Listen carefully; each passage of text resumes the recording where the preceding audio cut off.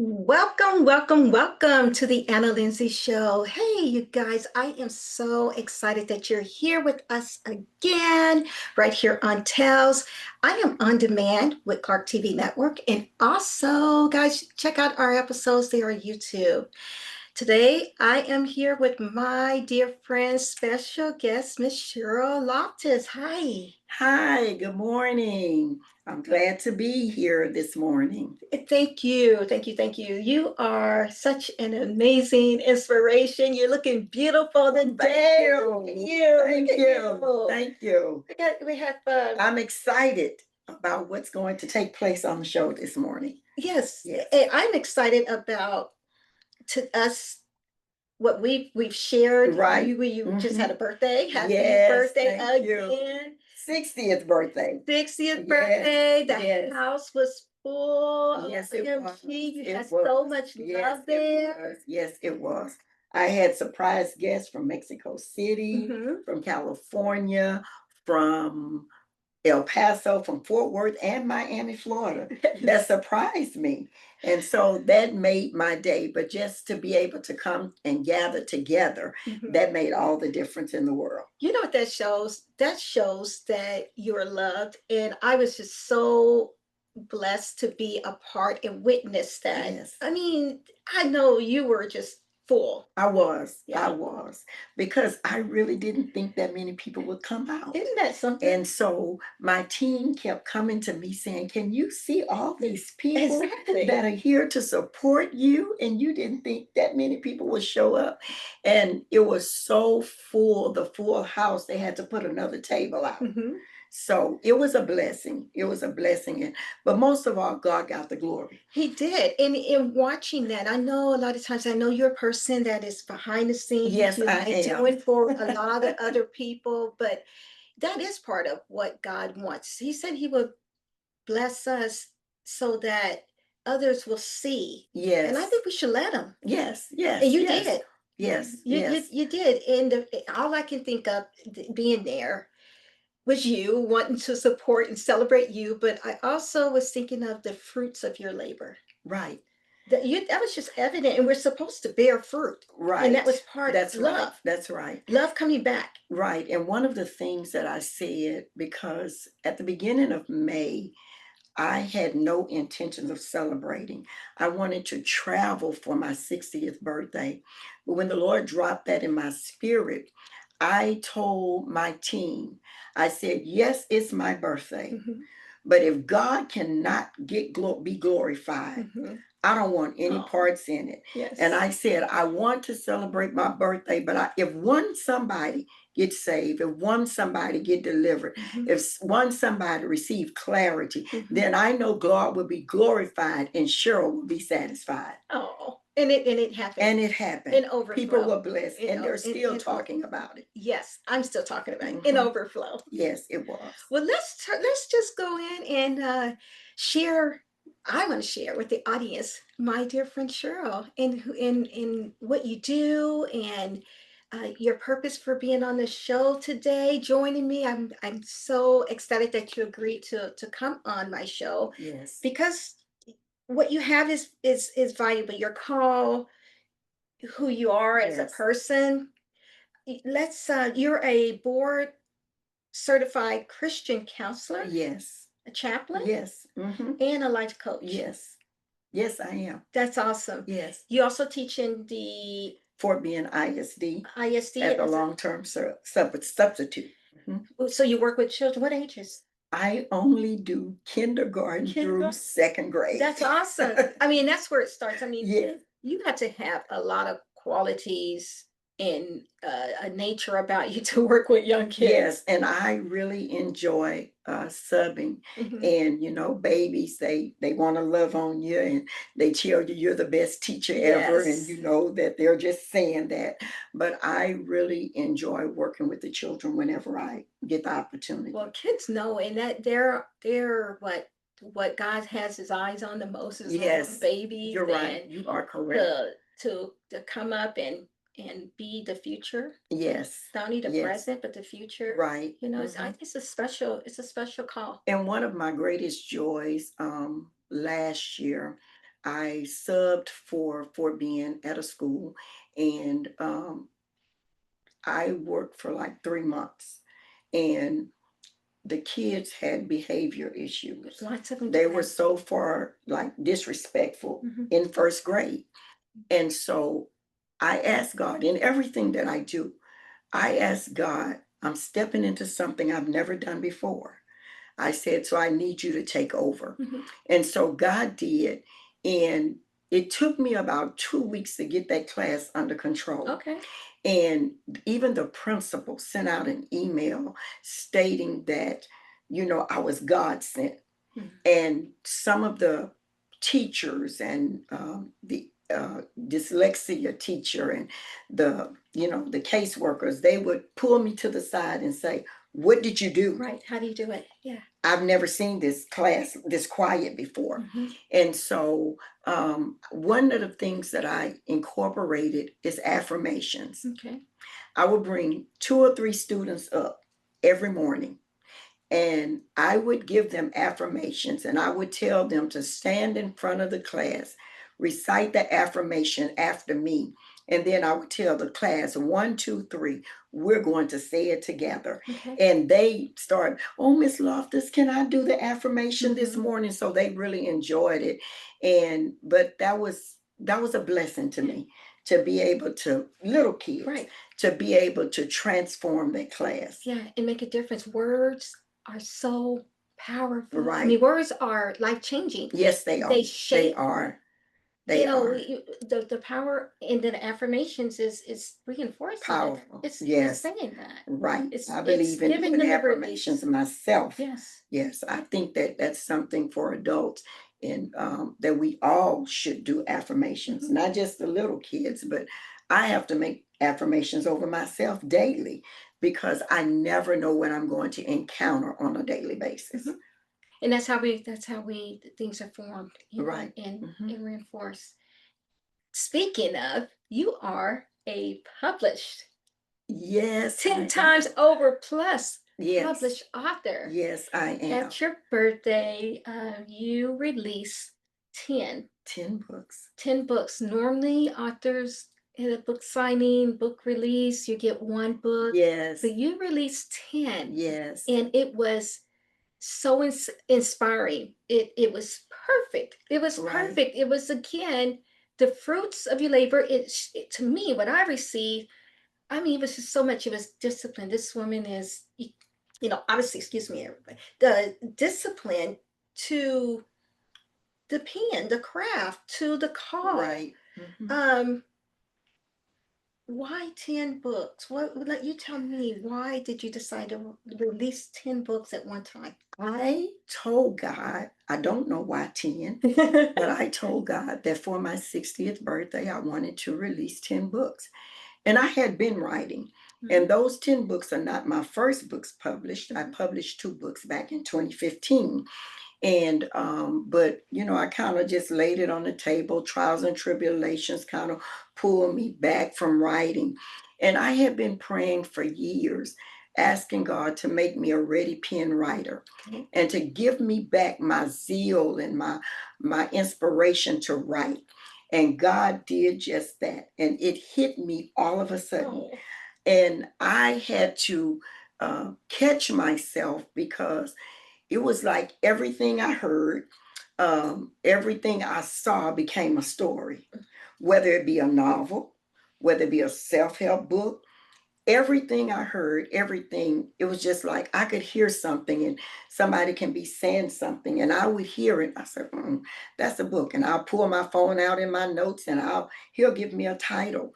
I wake up in the middle of the night, and it is just so amazing how God orchestrates things. mhm. I would be up till 3:30 in the morning writing, and I've actually written a book in 2 days. In 2 days, the book You Talk Too Much. Oh, I you wrote, purchased that one. yeah, I Yes. wrote that book in 2 days. My family was actually getting ready to take a road trip to Jacksonville, Arkansas, to celebrate my uncle, who's a bishop, his 30-year pastoral anniversary. And I was sitting at my computer and I heard You Talk Too Much. And I knew God was speaking to me because I tell my testimony in the book. Okay. And so I just start typing. And when I type, it just flows. That's every book that I write. One of the prayers that I prayed is I've asked God to set me down in whatever I'm writing and let me have an encounter in the midst of what I'm writing, even in my novels. I ask God to set me down and let me live it. Let me experience it, because if it can't help me, it can't help anybody else. Prime example, I was at a hospital several months back. I took a friend of mine to the hospital because her sister was getting ready to have surgery. Okay. And that morning when I was walking, I heard the Lord say, write a book about a diamond in the rough, a hidden gem. Well, I just kind of chuckled like, oh, okay, that sounds good. But I brushed it off. And so when I got in my vehicle, I turned on Anthony Hamilton's song, A Diamond in the Rough. I said, oh, okay. But I still brushed it off. I went to pick the lady up, a friend of mine, and I went to the hospital. And we were sitting in the waiting room laughing and talking. And all of a sudden, I separated myself in the waiting room from them. And I grabbed out my phone, and God just started downloading the story to me. And it's almost like I was living the story. I was smiling, and I mean, it was getting good to me. I mean, I was feeling it. And I wrote a whole book in the waiting room. Wow. A Diamond in the Rough. I wrote that book. And my daughter called and I said, you would not believe what just happened. And she said, what? I said, God just downloaded a story, a novel, A Diamond in the Rough. And I began to tell her, and there are times that I may not even put the story on paper yet. And I can call someone and say, oh, let me tell you a story. And they'll say, what? And the first thing they'll say, where did you see that? I said, it's a novel God downloaded. And they said, well, did you write it down? I said, no, it's in my spirit. So when something is flowing from your spirit, it's as if it becomes natural. Yeah. It's just going to flow, whether it's on paper or whether it's not on paper. And so he just downloads it. That's the process. And I believe it's so safe for me to say that he has anointed me for this. And this is an anointing that I didn't even know I had. When did you discover when you first wrote your first? When I wrote my first book, I wrote it because it was prophesied to me that I would write a book. Okay. And what happened was I wrote the title down because that title stayed with me. And I tried to write that book. I couldn't do anything with it. And so then I went through a situation where I was incarcerated. And while I was incarcerated, that's when it started coming to me. I just started writing. I just spent all my time writing. And so when I got out, I published the book. And then the attorney that represented me, I was working for her. She hired me. So that's why I got the legal mindset. And she represented me and she hired me to come redo her filing cabinet. She said, I need my filing cabinet. I need it redone. But I end up training. I'm a self-taught legal assistant. She did not really have time to teach me how to create the legal documents. I had to feel my way through it. And so one day she had a case and I was giving her some instructions from what I learned, what to ask the judge for when she went to court. And it was a federal case. And while I was waiting on her to return the call, the Lord dropped in my spirit, making preparations for your prison journey, what your attorney can't tell you. This is the book. And that's a book. Okay. Yeah. And I wrote that book in 2015. Okay, so let's go back. I jumped, but I don't want the audience to miss the title of that book because you're sharing part of your journey and how you were incarcerated. Right. But share again the title of that book. I have two that I wrote in 2015 that was released. One was Cast Down But Not Destroyed. Okay.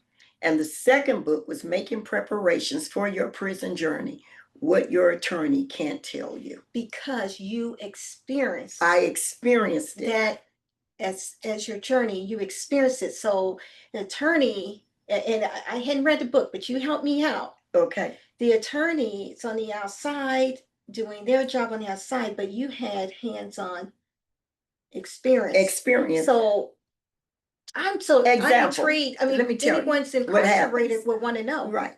What they happens need to know. is the attorney's job is to represent you. Okay. And they'll tell you you don't have to worry, it's going to be okay. And a lot of people put their faith, hope, and trust in the attorney to walk them through the process. But their job is to represent you. But what happens when the representation, the case is closed, you are sentenced to prison? What happens after that? That is a journey that you have to take, just you and God, and the attorney cannot be there. The attorney can tell you, it's going to be okay. Just go there, do your time. But can you really tell me how to take a journey that you've never walked on? That's why I wanted to go back. Yeah. You can't tell me how to take a journey through prison. So that's why I put Making Preparations for Your Prison Journey, What Your Attorney Can't Tell You. They can tell you how you should handle going through it if they've never walked through it. That's good. Their work is finished. If they appeal, you'll have to pay them to appeal your case. And a lot of times, working in an attorney's office, not the attorney I work for, but I've seen, even when I was incarcerated, after the case was closed, a lot of those people were still depending on their attorney. But my faith, my hope, and my trust was in God and in God alone. And it was during that time, I told God, I remember before I went, it was self-surrender, federal, and I had 10 months. And I remember before I went, the day before I self-surrendered, my prayer to God was, because understand something, I had a relationship with God. I was religious, but not relational, because there is a difference. But I was serving in church, but I had a black heart. I couldn't stand people. I didn't like people, but I've always been a giver. And so when I told God, you don't have to allow me to go to prison, I'm going to love everybody. But while I was in prison, the Lord said to me, I asked God, I said, God, why didn't you block this? And God said to me, he said, I had to bring you to a place that you would have never come on your own, because I wanted you to come in contact with women of all walks of life. Wow. So you will know that you're no better than they are, because now you have a number behind your name. And God told me, after crying for 2 weeks, and God told me, he said, get yourself together. This is not even about you. He said, I brought you here because there's a ministry on the inside of you. And except you travail through this, it cannot be birthed. And I said, God, but I have 2 children, and I've never experienced what it means to travail through labor pains. Because my first child, my grandmother bared my pains. My second child, I had an emergency C-section. So I never knew what it was to have labor pains. And God said to me, but you're experiencing them now. He said, get yourself together. And there were instructions God gave me when I got to prison. God said, people are going to know you, but you won't know them. He said, I want you to get a bowl with a lid. I want you to get some oil. And I need you to pray over that bowl 3 times a day. He said, people are going to come to you asking you for prayer. Don't even let them tell you what their prayer request is. He said, you write the prayer request he had me to cut up little paper. He said, write the prayer request. Let them write the prayer request on the paper. Put it in the bowl, and you pray over it 3 times a day. And then you watch how they come back to you with testimonies. That's how my time was spent. My time was spent in the chapel, in prayer, in the prayer room. My time was spent writing, and God used me in that very place. So much so to the point that when God revealed to me when I would leave, first I told the attorney, I said, "You got to get me out of here. I don't belong here with these people. I'm better than them." But God let me know, no, you're not.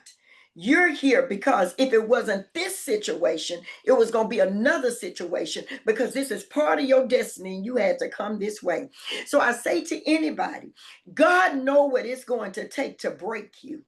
It was at that place that God had to deliver me. It was at that place that God had to take hatred out of my heart, because I literally hated people, because I was never a vindictive or retaliative person, but I would hold grudges for so long. And God knew that he could not use me to do kingdom work with the habits that I had. So he knew what it was going to take to break me. So he used my prison journey to break me. But to God be the glory. I took my journey, and I used to be ashamed. I'm listening. You share your testimony so I openly. used to be ashamed.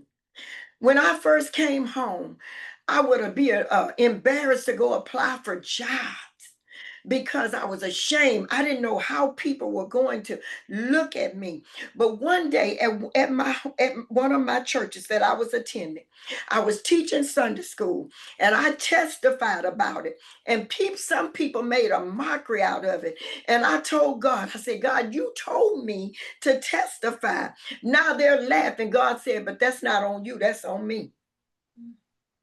And it was at that moment that God removed that halo of embarrassment from over my head, because I would not be the person that I am today had I not gone through my prison journey. You have heard, I mean, it's just listening now and just knowing in relationship with you, so many people, I mean, it has gone down that road, and they need to know that there's hope. There is. That there's, I mean, it's a tough road, recovery road. It is. You know, It like you took said, me with some time. jobs, With jobs. family. I mean, that's a hard one to be able to walk back. Because my children, my daughter had just graduated from high school, and my son was just going to sixth grade. And I didn't tell them at first. And when I told them, they took it so hard. And my daughter was willing to sacrifice her first year in college to get a job to take care of her brother. And my aunt stepped in, and I told her she didn't have to do that. My aunt stepped in and took temporary guardianship over my son while I went to prison. It's hard. Yeah. And do you know, I watch women, and I had visits every weekend. But there were some women there that their family turned their back on them. There were some women incarcerated that they left their children with family members, and when they couldn't get money for them, they called CPS, and CPS their children had to go into foster care. I've watched all of that pain through women while I was incarcerated. And I asked God one day, I said, "Lord, why would you bring me here?" God said, "It's not about you." He said, "Don't even look at it as you being in prison." He said, "You're in boot camp, because I'm preparing you for the ministry that's on the inside, because you've got to tell this story everywhere you go." He said, "There are people that need to know that you can do nothing about your past, but you can pick up and keep moving." And so in prison, I had to start looking at it like it was boot camp. It was in prison when the prophetic gift started manifesting. Got closer. Yeah. You got closer. I got closer to God. And you know, we worry a lot about what's going on in the world and can't pay our bills and all of those things. But when I was incarcerated, God took me to a place in the spirit that I was not worried about what was going on the outside. I had visits every weekend from family. And I would call them and say, I can't have visitation, because I started feeling bad for the people that didn't have visitation. Because every Friday, every Saturday, they'll say, Miss Brown, they're going to call your name. And I started feeling bad because that were really women hurting. I mean, I was incarcerated with older women in their 70s in wheelchairs and on walkers because of conspiracy cases where their son or grandson or daughter or granddaughter was selling drugs and the phone was tapped and the FBI was tracing the call, and they said that they benefited from the money and they got time. Wow. Different So, stories. yes, different stories. Situations, not just Yes, stories, situations. situations. And so when I used to be ashamed, but when I look back over my life, I wouldn't take anything for my journey right now. People don't really think about women a lot. You think about incarceration or prison and the criminal, the justice system. It's always men that's the first thing that comes to Right. mind. Mm-hmm. So this is so profound in so many ways because it is speaking to the women right now. Right. Mm-hmm. Speaking to the mothers. Right. To the grandmothers. Yeah, the children. My children. And bringing awareness. Yeah. To more awareness to. Yes. That fact. Yeah. You did your thing there. You came and you did your thing. It was hard. It was hard. So looking right now, and as I say, watching. I don't look like what I've been through. I know, right? I've been to a point my family didn't know when I first started my ministry. And some of my family was there in 2011. And I shared how one day I was working a temporary job before I went to prison. And the enemy, the devil, talks to you. He kept telling me to take my life because it's going to be better for everybody. And for 2 weeks, I shed tears going to work and coming back home. And I was fearful because he kept telling me, drive off the median. It's going to be okay. Just drive off the overpass. Just run into somebody. You'll be better after this. And one day I came home and I didn't stop by my grandmother's to pick my children up. And I went straight home.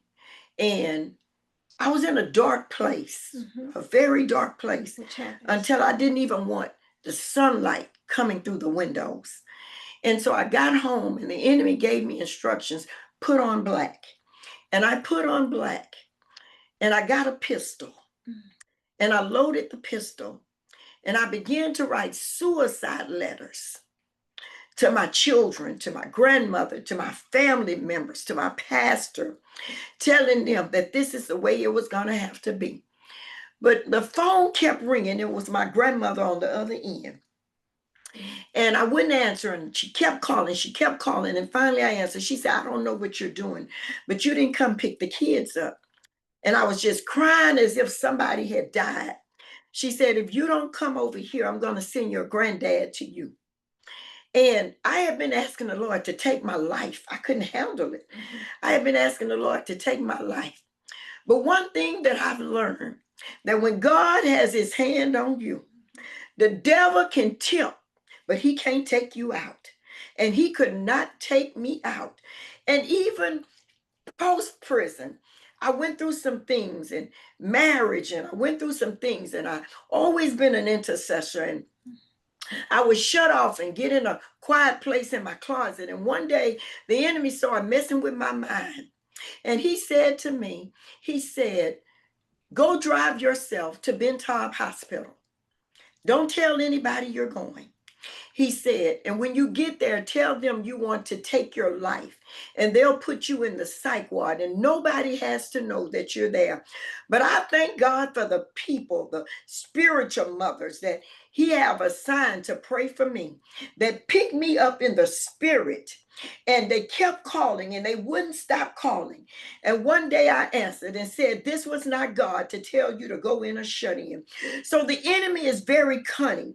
So we have to be careful and we have to make sure that we hear the voice of God. Depression is not the way. And it's easy to slip into depression because I did it many times. And while I was in that place, the enemy wanted to take me out. But I say today, he should have took me out when he had a chance, because I'm on my way now to a better place in God. Yeah, and you have been, and one of the things that you cherish most is being an intercessor. Yes. Because you've been in that place, you've Yes. been in those intimate places. Yes. So this is something that you do from your heart. Just having people to be there and take the time to care about people and pray. Yes. Because prayer works. Yes, That's it why we does. do it. It Because does. It works. works. I mean, yes, it does. prayer works. Being vulnerable works like you are now. Mhm. I mean, being transparent because people are in these situations. Right. I mean, it's And you know what I've learned? That transparency doesn't always feel good, but it's always necessary, because you never know who's watching. You never know who needs your testimony just to push to another day. I'm not alone. Yeah, Yeah. I mean, somebody else. I mean, and not only am I not alone, there's a way out. there is. I mean, if I just wait, Yes. you hear those hymns. If I just hold on just a little longer, the night, but the morning comes. Right. Just And there is a scripture in Psalm 40:1 that says, I waited patiently for the Lord. mm-hmm, He inclined his ear to hear my prayer. mm-hmm. But what I love about it is not only did he incline to hear, but he answered. Oh, girl, God will pull you up out of the muck and the mud, It'll change. and transformation will take place in your life. Mm-hmm. So don't beat yourself down. You make mistakes. We all make mistakes. We're all striving for that glorious day. But we got to stop beating ourselves up and know that none of us are perfect. I fall sometimes. My fall may not be like somebody else's fall. My struggle may not be like somebody else's struggle, but I struggle in areas. I fall sometimes, but I don't stay there. I get back up and shake myself off.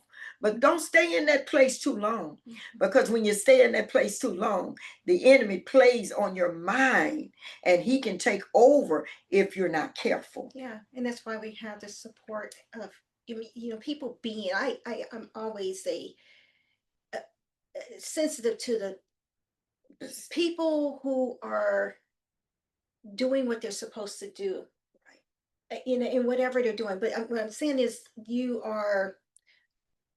when it's time for you to give someone a hug, Yes. you give them a hug. Yes. You give them a Yes. smile. You give Spirit of them discernment. you give them the words of encouragement. Right.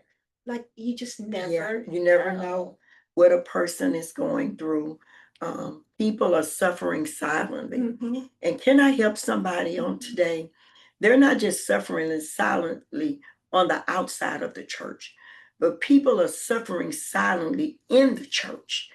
And the reason being is because they don't know who they can trust to be vulnerable with, to talk to somebody and tell them what I'm going through and not be judged. Not be judged, yeah. Or use it against you Yes. later. And I've had people to do that to me. Yeah. Use it against you To later. betray me and use it against me later. Yeah. To try to destroy me. But God. Yeah. But God. That's why we want, especially when you've gone through the transformation, you know exactly how, and we're saying the same thing, but you know exactly how and what someone's going through. So you want to not be that. Right. You want to Right. not be that. So you want to be for people that somebody was not for you. Exactly. Sometimes a person just needs a hug. Sometimes a person just needs an ear Sometimes a person just needs a shoulder.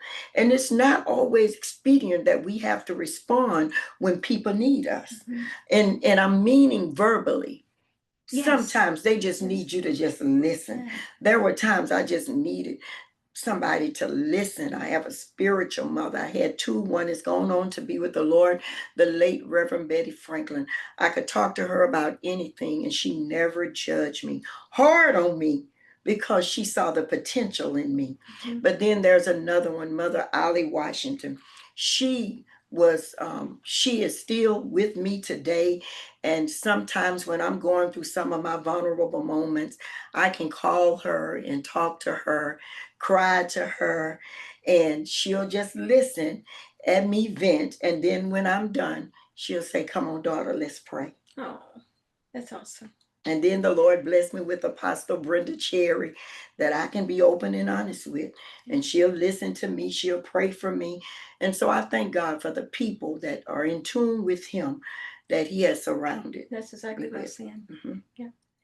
Well, let's talk about some of these. Before you have this one, you talk too much. You just mentioned that. Yes, you talk too I'm much. loving the illustrations. I Yes. mean, I told you that when I first, because I have some of your books. The illustration, you were part of the process, the full process, the And titles, the photo, the Right. covers. Right, I designed You them. designed them. I designed my covers. And You Talk Too Much is really talking about how sometimes when God gives us visions and dreams, we put it in the atmosphere too soon, and people are snatching. You know, the enemy is ready. There have been delays in my life because I talk too much. I reveal things too soon. You know how it is when God gives you a vision or a dream, or you have something that you want to do, and you get so excited about it, you just got to tell somebody. And so I encountered that, but I'm learning. Now God is sanctifying my tongue. Yes. And so that's what You Talk Too Much is about. And I thought the cover was unique. It is. Because, you know, sometimes even when people mishandle you, you want to say something, but you have to zip your lips. Yeah. You have to zip your lips. You have to be quiet. And you need to be in spaces with people that can tell you, now is not time. Yeah. And so I'm learning that.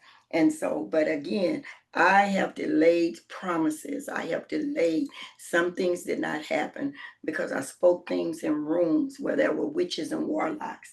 That was evil, and people didn't like me, and they started praying against me. And so sometimes we look for a prophetic word, but I talk about this in the book. We don't need another prophetic word. Sometimes we just need to muzzle our mouths. That's what we need. We just need to be quiet until the time. Sometimes, and I'm learning now to just move in silence, and that comes with a lot of disappointment. I'm learning to move in silence because sometimes I've learned that the people you think will be happy for you are the ones that are hating on you. And then that comes with the territory. Yeah, it does. It comes with the It does. territory. But I found, which one did I have? Did you? Oh no, you sent me one. You sent me This- one. What is it's I wasn't sure if it was hard copy, but it was such an easy read. Is this what you sent me? Okay, great. I loved it. Look, it's easy. I mean, I told you I couldn't put it down, but I totally agree. And I totally agree with you when you say that you can tell that you are present in the story, or in the, some of them is fiction, nonfiction. Yes, yeah, no, they are. They're nonfiction, because and sometimes it has to be that way. Okay. It has to be that way. Yeah. But this story, Yes, this story, this was even this when was a I good one. sat in writing this book, Mhm. ooh, it was painful because I put myself in the place of that bride. And so you have to sit, and that's my prayer, is that God will set me down in the midst of a story I'm writing so that I can feel what the characters feel. But let's look at this closer. we have a little bit of time, but I definitely want to get through some of these because they're just catching, and I know that that's what you were praying for. You Mhm. know, the re, what to the re, what the response that you were going to get, or when God ordains the broken, a love story covered in warfare behind closed doors, untold story. So it's a It's a marriage. yeah, it's a marriage. It's a marriage. Mhm. And the marriage just It didn't was go right. ordained by God, And it didn't go right. and it was warfare from the beginning. Hmm. It was warfare. How many people can really see themselves in this situation? I How many saw women? myself in it. Yeah, how many Yeah. women? Yes, we have grief, Grief's gifts. We have to learn to embrace grief. There are many people that I'm close to. They're still having a hard time grieving over the loss of their loved ones. Mhm. And even in this book, I tell my testimony when my grandmother died. My grandmother died unexpectedly while I was going through my trial. And I got so angry with God. And I asked him, why would you do this to me? I wasn't done needing her. Mhm. And I stayed angry with God for months. And one day, God spoke to me. He said, but I'm here. I'm here. You can talk to me. Mhm. But then he also let me know that the journey that I was getting ready to take, my grandmother would not have been able to bear it Oh wow. because she raised me. Wow. That's deep to get that Yeah. revelation from it. Yeah. He let me know. That's deep. Okay. Earthshakers, when a man's prayer life changes everything. All right. I love that. I love the cover. Yes. That book actually is for men because I believe that you always hear about the women going to prayer meetings, and there are some men, but I believe that God is calling the men back to take their rightful positions in the home, I can see in the some. community, Mhm. and in the church. And that book teaches them how to build a prayer life. Um, is it based on a story of No, it's someone? just a It's just help book, help book. a help Okay. prayer book. Okay. Do you have one that you want to talk about in particular? I know we have Um, several here. well, yeah, we have several. Oh, Oh, this one is it's interesting. I just brought this the other day. the Delicious Delilah. Mm. When I started, I wanted to Mm. write a story about Delilah, Mm-hmm. and I did not want to use deceitful. So I started Googling, I need a word that for deceitful, but I said a unique word. Mm-hmm. And when I saw that, it Mhm. stood out. It stood out. And so when you open this book, because I know that a lot of people don't know what that means, the Lord led me to put a definition page. Okay. There is a definition page that talks Uh-oh. about, Okay. here it is. Yeah, it is. Oh, yeah. It's a definition page that tells you the meaning of duplicious Mm-hmm. and then the meaning of the name Delilah. And when you bring it together, it gives you the meaning of the book. Wow. And to all of my novels, there's a sequel to that book. Okay. So this book will leave with a cliffhanger Okay. Okay. that makes you wonder, how could she do this to me? Okay. And we have a story character of Malachi. Malachi is the bishop, and Delilah is the prophet that slithers into the church. Ooh. And then there is a prayer warrior named Naomi Wells that sees through her. Oh wow. Okay. Yeah. Okay.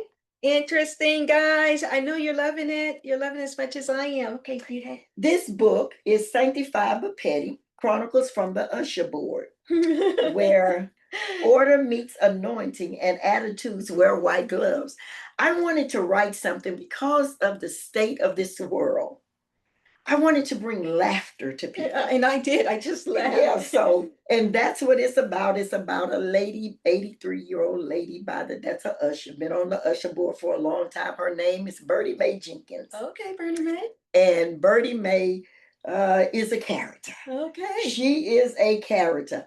And so it's about a young man also that changing his life, come out of prison, and he don't know whether to say good morning or what up, fam. So it's hilarious. Okay. And then there's a sequel that's coming to that. Oh, Later. sound like it could be a movie as well. Yeah. But again, look how easy to read. You can probably read these in a week. Yeah, because I type it up and I yeah. I love books like this. Yeah. Me too. And again, I read that one, and it is easy. I keep saying easy read, but it is, you can't put it down. Wow. It's hard to put down. Wow. I want to hear you are a good, and it's just simple. I don't know how to put it really, but you are a good writer. You You know, really are. The word choices, the they're Dr. Cloud, he was my mentor. He's my mentor. He's been a publisher for over 25 years. And so I would talk to him on the phone, and I would just start, it would just flow. I would just, oh, I wrote another book. And I would just start telling him the stories. And he told me one day, he said, you know what?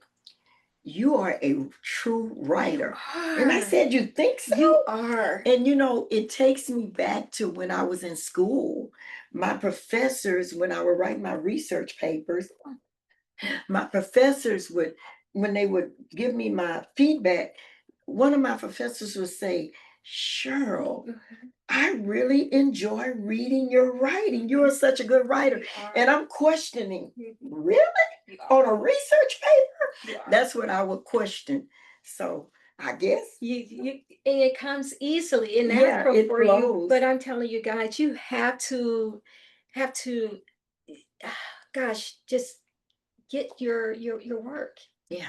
You have to get your work. You won't be disappointed. You No, really I won't. don't believe I it. enjoy it. I mean, it's like it brings a smile to your face, and you're there, you're intrigued. It's like watching a good movie, but book form. And my belief, my prayer is that some of my novels will make the screen. Yes, That's what I'm shooting for. It's like that. Writing, you're watching a good movie, but you're reading it. That's exactly how I feel when I read that one, and can't wait to read some of the others that I've gotten. Okay. Believe in yourself. Your children's book. Just one?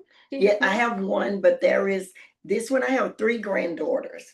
This one is about the oldest granddaughter. Okay. And she is a little timid Oh. and lack confidence. And one day, it was so crazy. I think it was last year. I told my daughter, I said, let's write some children books. So my daughter was in nursing school. And so one day I was sitting in the bed and I just began to write. And so I called my daughter-in-law and I read what I had written, and her eyes welled up with tears. And she said, they call me Moo. She said, Moo, she said, that is so Alexandra. And so, but Alexandra will have 2 more books. Each one of them will have their own book, 3 books. And the other book to Alexandra's, it talks about it on the back, coming soon. Follow Alexandra's next adventure in I Am Unstoppable, where believing is just the beginning. And her other book would be Dream Big. Okay. And can you imagine how kids, I mean, Alexandra, how old is she? She's 9 now. She's 9 now. She's 9 now, but and they're all excited. It was so funny because when I talked to my son, I said, you know, I wrote a book about Alexandra. That's before the publishing and everything. He said, yeah, I heard. My son's in the Navy. And so the little one, the 6-year-old, she told him, Dad, Gigi wrote a book about Alex. And he said, oh, yeah, what was it about? And she said, oh, just about a story I told when I was a little girl. Oh, she's 6. And he said, well, why would she write a book about Alex? And it's a story you told. But she's going to write about all of us. But Dad, go to Amazon because it's on Amazon. The book had never been published. But she heard me talking to her mother. Okay. So that's why she did that. So yeah, so this book is, I believe that this book will be helpful because Alexandra builds her confidence. Okay. Um, she's very timid in school and in class. She knows the answers, very smart. She knows the answers. And one day, she raised her hand, easing her hand up to answer the question, and the teacher called on her. And when the teacher called on her, she said, Alexandra, and she said, but she was thinking to herself, what if I get it wrong? What? And she answered the question right. So that built her confidence. And then one day she was in her room making, she had pulled her craft box out and she had those little beaded bracelet and she made a beaded bracelet and the words were believe in yourself. And so that's what she's holding in her hand, a bracelet that she made that said believe in yourself. She started making them for her friends, and the school asked her to be on an assembly program. And so that built her confidence. So at the end of the story, she started a little pop-up shop and her parents are helping her bag the beads so they can sell the beads. So they're excited. And when the book was published, I called them on FaceTime and they said, we're going to be famous. We've never been famous before. So yeah, so I'm excited to send them their book. And that is so fitting for this the story of building confidence. Yeah, perfect. Well, our time is running. It has Yes. been a pleasure. I knew it would be. You helped me, and we were talking about the children. Remind me of you coming and helping me with my Workshop. Girl Oh, that was a workshop. blessing. I'm still getting responses from the kids and the parents of your station, and Wow. you giving encouragement and the things that you share with the kids. So I just want to again thank you Oh, for thank you for allowing me to be a part. and when kids and teenagers and kids, they know people, Right. and they if you've gotten through to kids and kids are talking about you, you gave them something that would empower and stay with them. Awesome. And that was the Right. reason for that platform. Right. But thank you again for sharing who you are and uh, at that moment. Right. Well, you're welcome. I'm so glad that I was able to be a part. And I'm looking forward to next year. Yes, I'm girls rock, excited. girls Yes. rock. Well, I want to make sure that we talk about your publishing company. Okay. Is it something that's been with you, but now you've launched it? Right. What? I've always had a desire, and I'm always asking God to give me witty inventions and creative ideas. That's what I'm always asking Him. So when I started writing, because of finances, I did not go through a regular publisher. And so I just started doing it myself. And as I said, I would reach out to my mentor and he would give me input. And so one day I asked him, I said, well, if I'm not using a publisher, I said, what do I put? Who published the book? He said, if you have an LLC, use yourself. And so that's what I did. And so I enjoy writing. And so I birthed my own publishing company, and it is the Chozen Pen Publishing Company. It can be accessed on Facebook. And I am in the process of building a website. I offer ghostwriting. And one of the things that I pray when I have already 2 orders, and I write books as if it's for me. I ask the Lord to set me in whatever it is that I've been asked to do and let me live through it. Let me walk through it. So you will get the best of your story, whatever it is. So I do ghostwriting, proofreading, editing, design cover. All of my, except for this book, I didn't design the cover. This was a young lady from Pakistan, Sahara Sadiq. She did all of my illustrations in my children's book, and I'm going to use her again for all of my children's books. But the covers, I know, right? I did all of my covers. I designed them. And so I would do I do book cover design front and back. And I also do the Delilah book cover design. I did that. And so I offer book cover design. Everything that a publisher would offer is what I'm offering. So, hey, I believe that everybody have a story to tell. You may not know where to start, how to put it on paper, but that's where I come in. And I believe that God has anointed me as a ready pen writer to bring your story to life. I believe that. I echo and amen that. I believe. Yeah, Whether it's a novel, whether it's a self-help book, I have almost 60 books that I have written that I will be publishing. And I mean, some are books that I believe churches could use for study books. One is called A Compromised Church. Not only did I write the book, but I also wrote a workbook to go with it. And it's called A Compromised Church. And so I have, and in some of these books, Altars Before Atmosphere, in the back of the book, it's a 30-day devotional. okay. But I talk about a worshiper because I don't believe that people understand what it means to be a worshiper. We limit worship to the person that has a mic in their hand, but a worshiper is a giver, a worshiper is an intercessor, a prayer warrior. You are a worshiper, whether you know it or not. But before you can enter into the atmosphere of where you feel the presence of God, there has to be a burning of your flesh. There has to be a burning of your flesh. So that's where the altars before atmosphere comes in. And even in this book, it's reflection questions in this book. And also in this book, The Power of a Travailing Wife.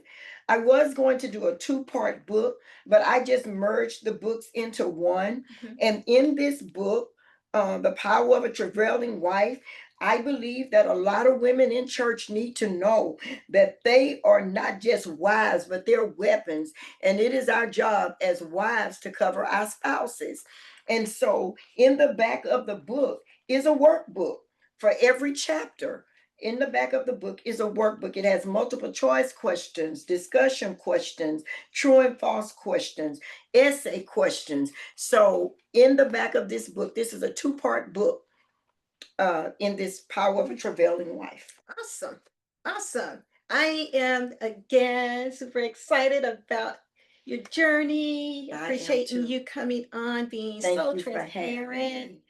with your life, and you as an author and so much more. I just started, I came together with some other women and started a book, but my next book, you're gonna publish it. All right. Listen, I I'm want you here to for publish it. it. I'm here for I'm it. being a little aggressive I'm there, here for but it. I want to use your service. So I thank you. listen, I'm here for it. And I'll say to anyone that's going to watch this show, listen, reach out to me. Mhm. Let's do a consultation. Okay. And let's move forward with your book. You've sat on it long enough. And I can tell you that because I did. But now God has catapulted me to a place in writing, and I get a joy out of it. I'm working on something right now for someone else, and I treat it as if it's mine because I want to give quality work. So let me help you bring your novel to life. Let me help you bring your prayer book to life. Let me help you bring whatever it is that you want to put on paper. Let me help you put it in a book and let's get it published. All right. How can we find you? You can find me at Sheryl Loftis, and that's SHERYLLOFTIS at winemail.com. I'm working on a website right now. Once I get that information, you'll find it on Facebook. I'm Sheryl Loftis on Facebook, and I have created a page for my publishing company, the Chozen Pen Publishing Company. You can find me there. Send me a DM me, send me a message. Let's get started on your project and make it a bestseller. Awesome. I'm loving that. And you can also find it here on my show. Yes, you can I'll also have the find information here on my show.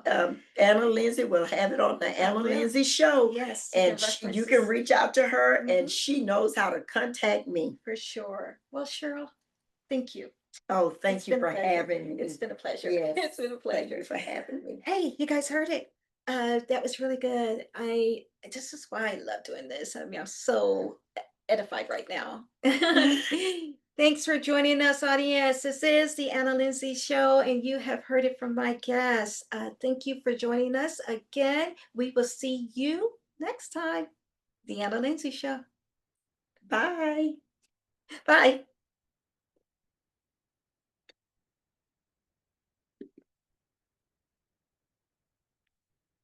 hope I did.